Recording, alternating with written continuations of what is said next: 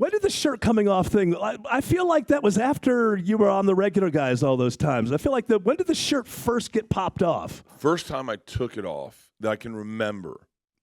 So I used to take it off before I get on stage and rip it off, and then I put it back on, and then and I would do it because on Thursdays you'd go to the Funny Farm, and it would be 80 people, and you'd get depressed, and you go, "This is my life. I should be with my kids." And I remember thinking, you can't bring that depressed energy on stage. You got to be fun. So I ripped my shirt off to remind myself it should be silly, and then I ripped my shirt off one time in Columbus, Ohio, and I forgot to put it back on. And the guy was and then halfway through I went to put it back on, and this woman in the back goes, "Keep it off." and so I did it shirtless, and I thought, this is so stupid. George Carlin, when he would get ready for a special, he'd grow a beard, and then he'd shave the beard right before, and you're funnier without a beard was his theory. And I heard that, and I was like, what I'll do is I'll get ready for this special shirtless. Then when I put my shirt on, it's going to murder. And then I went to go do the special, and I realized I'm not comfortable with this shirt on. So I had to do it shirtless. I was like, I only perform shirtless. I remember Showtime saying that's a really bad idea. And they were accurate on that. It was the lowest rated special in the world. And it was. The Machine was the lowest rated special that had ever come out on Showtime. But adversely, I posted those clips online, and that shirtless thing became a branding. And then that's how I got it separated me from people. And I was like, wow. It was accidental, but yeah, and then now I'll be performing shirtless for the rest of my life. You know, so it reminds me, like sometimes, like for years, you'd watch these political shows, and the pundits would come on, and every once in a while, you get a bow tie guy. Yeah. Like, and you knew, like, okay, he's doing that because you're going to remember the bow tie guy. So you taking your shirt off as like the bow tie guy. It sort of stays in people's mind. I think I've seen now that I can see it when comics try to have a thing, and I welcome it. But I definitely didn't do it. Did you ever mock it before? Like before you found the shirt thing, did you ever like mock, oh, there's another guitar act? No, kind of thing. I'm too stupid to mock stuff. Yeah. Like I like things. Like I can't help it. I'm an idiot. So like I remember watching Carrot Top. Everyone was mocking Carrot Top, and I was like, this is amazing. This is such an interactive, great show. How great is this? And I love guitar comics. But you're like a sea of positivity. A lot of these podcasts with the comedians and stuff, they tend to get negative and stuff. Yeah. But if you watch one with Bert's laughing, or if people are talking crap about somebody, you're looking down. You're not engaging. I like that. That makes me happy when I'm in a bad mood. I can watch Bert's shows. It doesn't benefit you to find the negative. Just find the positive. I think that's why I'm so lucky. Is that I just look at everything as glass half full. I mean, even the worst things that have happened to me in my life. I got cheated on when I was in college with this girl that I dated for I think 4 years or whatever. Cheated on me with my best friend. I remember thinking something good has to come of this. Man, thank God that girl cheated on me.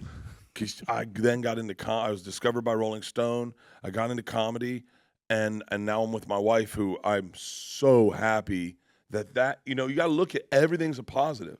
Everything's a positive. Even Leanne breaking up with me after we dated 4 months was a positive because I got into therapy. I started everything. Started thinking about everything. Yeah. Look at Leanne shaking her head. She's like, It's so weird. It's interesting because there are so many podcasts now with comedians. Oh, and yeah. you're always on them. I'm very fascinated by, sometimes it seems to me okay, there's 20 comedians, and they all have podcasts, and one or the other of them is going to be on the podcast as they make the rounds. And these podcasts go on for 2 hours, 3 hours. So you end up getting really, really more personal with comedians than ever. And I wonder, sometimes, do I want to know that about a comedian? Do I want to? So I wanted to make sure that I said to you, after seeing you for 10 years, stop crying. Oh my goodness gracious! Dude, I must have seen 2 or 3 times. I go, okay, I've had enough of Bert crying. Yeah. You got to think is the inner thing coming out? How much of it is do you want the audience to know every fear that you have, or are you just so close to your audience now that it's the obvious next step? I don't have an inner dialogue, and I don't have a governor. So I can't control it. I'll tell you everything. I don't know why.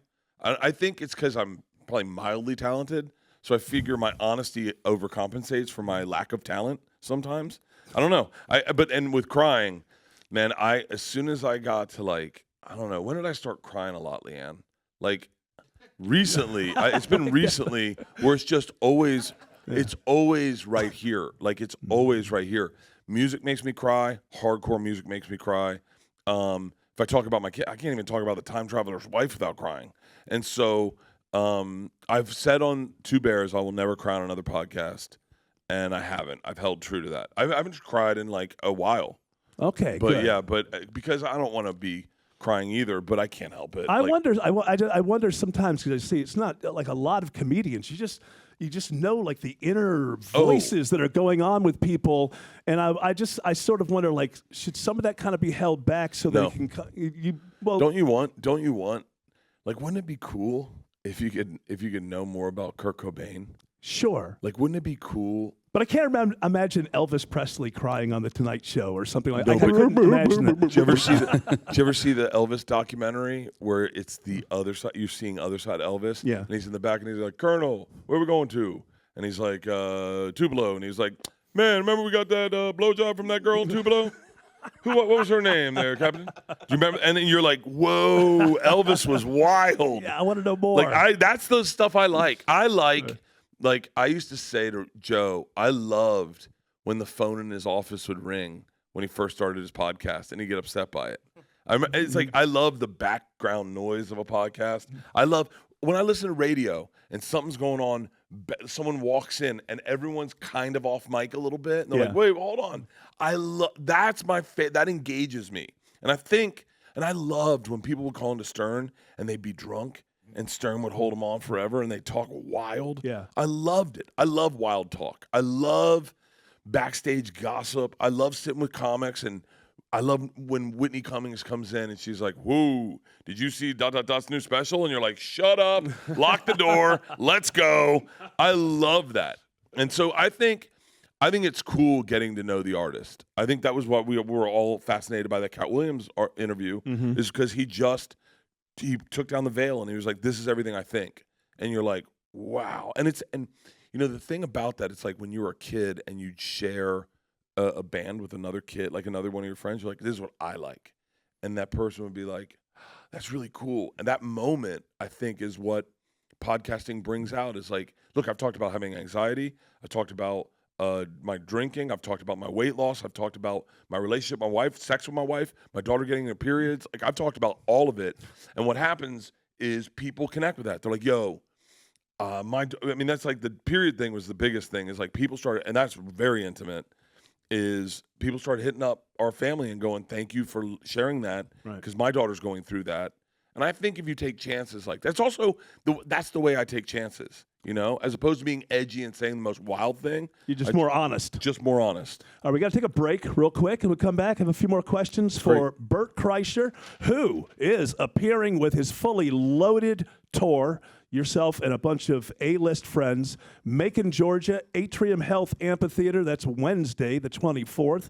And then Joseph P. Riley Jr. Park, Jr. It's the Junior Park. That's Thursday, Charleston, South Carolina. Yep.